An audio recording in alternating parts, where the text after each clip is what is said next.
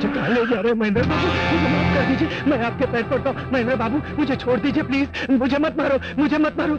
मैं आपके पैर पड़ता हूँ। मैंने आपका राज पुलिस स्टेशन में भी किसी को नहीं बताया, फिर और किसी के सामने क्यों उगलूंगा? तुमने अपने जीजा के साथ गद्दारी करके उसे मरवा दिया, उसकी लाश से कागजात छीन कर चौरंगी लाल के हाथों भेज दिए। कल तुम हमारे साथ गद्दारी नहीं करोगे, इसकी क्या गारंटी है?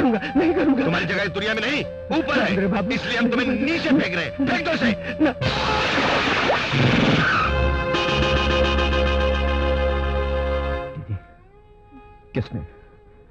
किसने मेरी बहन का यह हाल बना दिया?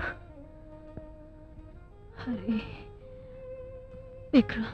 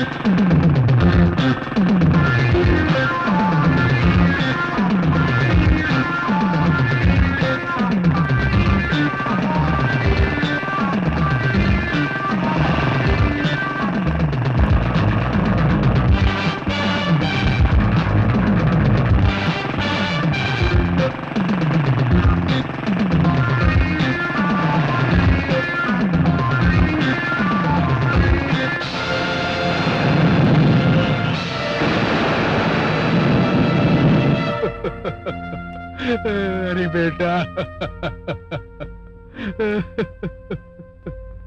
चौरंगी लाल जी। कैलाशनाथ, तुम रो रहे हो? तुम्हारे जवान बेटे की लाश तुम्हारी आंखों के सामने पड़ी है और तुम अपना कर्तव्य निभाने के बजाय अपनी आंखों से आंसू बहा रहे हो। अगर ये मेरे भाई की लाश होती तो अब तक उस सर्कल इंस्पेक्टर का सारा खानदान तबाह हो चुका होता।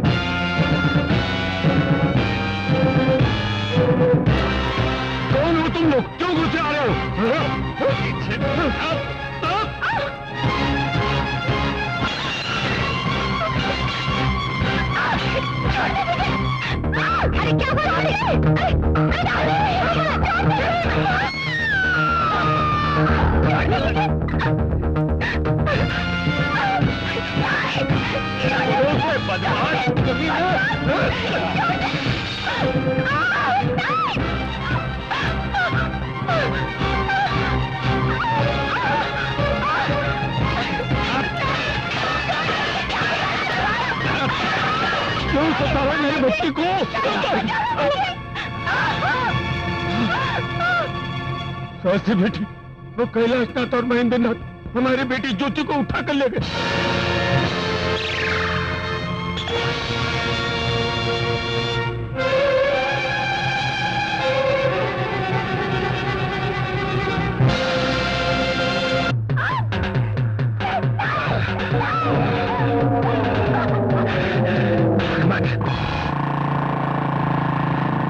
चौरंगी लाल तो मुखिया जी, आप भी तो किसी जमाने में गुंडे और बदमाश रह चुके हैं, तो फिर आप भी। अब मैंने चोला बदल लिया है। अब मैं माचिस की तीली की तरह हूँ।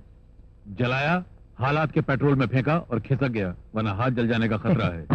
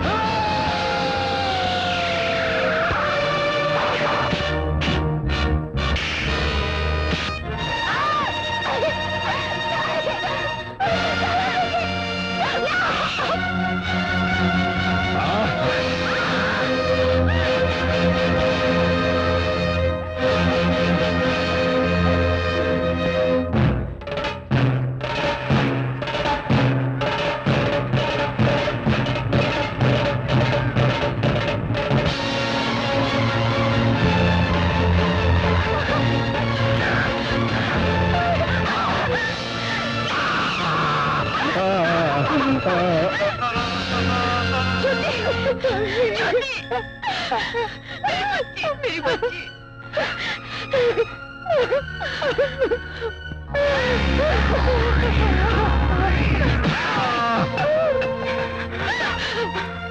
श्वेता बेटी,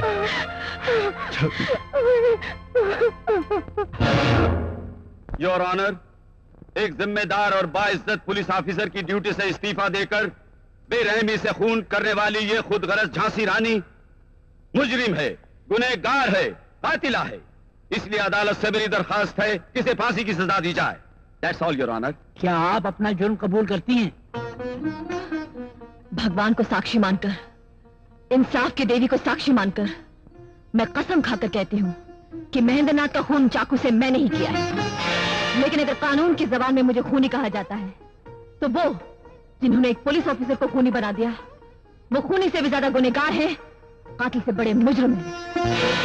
अगर आपके पास मेरे लिए फांसी की सजा है तो बेगुनाह इंसानों को मौत की नींद सुलाने वाले, गुंडागर्दी, दहशत और आतंक के जरिए बेगुनाहों का खून बहाने वाले खतरनाक मुजरिमों के लिए आपके पास कौन सी सजा है?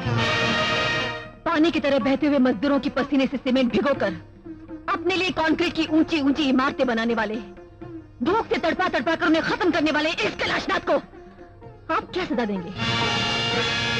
अपने सर पर 3 शेरों के निशान लगी हुई टोपी पहनने वाली इस पुलिस ऑफिसर झांसी रानी को इन जालिम भेड़ियों ने अपनी दौलत और वसीले की ठोकरों से इतना कुचला कि मुझे मजबूर होकर पुलिस के ओहदे से इस्तीफा देना पड़ गया। लेकिन वो काम जो एक पुलिस ऑफिसर ने कर सकी उसे एक मां ने कर दिखाया। यस योर ऑनर, जब एक मासूम कुंवारी लड़की को उन शैतानों ने अपनी हवस की आग बुझाने के लिए अगवा किया और उसके पाक दामन को अपने पाप के नाखूनों से नोचने जा रहे थे तो इस मां की कोख में आग लग गई, इसकी आत्मा से शोले निकलने लगे और इस मां ने राक्षसों को सर्वनाश करने वाली मां का रूप धारण किया और उस शैतान का खून कर दिया। क्या सजा देंगी ऐसी मां को? कौन सी सजा सुनाएंगी ऐसी मां को? जज साहब, अगर जुर्म एक आवाज है तो सजा उसकी गूंज है, अगर कानून एक आवाज है तो इंसाफ उसकी गूंज है। अगर अदालत की आवाज मुझे कहती है कि तुम मुजरिम हो तो करोड़ों माओं की आवाज गूंजेगी कि इंसाफ नहीं है, नहीं है, नहीं है। योर ऑनर, अदालत से चिल्ला चिल्ला कर इंसाफ मांगने वाली झांसी रानी की आवाज की गूंज में सिर्फ जज्बात हैं। इसकी बेगुनाही का कोई सबूत नहीं है। सबूत मेरे पास है। आप कौन है? Your honour, I am advocate Ravi Kumar. अगर इजाजत हो तो इन गुनहगारों के गुनाहों में इनका साथ देने वाले एक गवाह को आपके सामने पेश करना चाहता हूं, जो आपको बताएगा कि सच क्या है और झूठ क्या है। इजाजत है। Thank you your honour.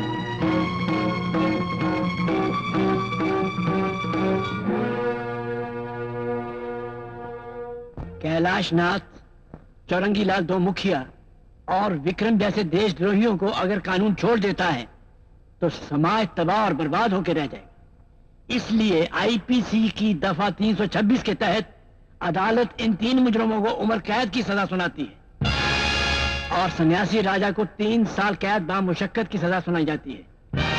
अपनी रक्षा और अपनी बेटी की इज्जत बचाने के लिए झांसी रानी ने जो भी कदम उठाया, अदालत उसे जुर्म न मानते हुए झांसी रानी को बाइज्जत बरी करती है। पुलिस डिपार्टमेंट को ऐसे ईमानदार और बहादुर पुलिस ऑफिसर की सख्त जरूरत है। इसलिए अदालत पुलिस डिपार्टमेंट को इनका ओहदा बरकरार किए जाने के लिए पुरजोर सिफारिश करती है।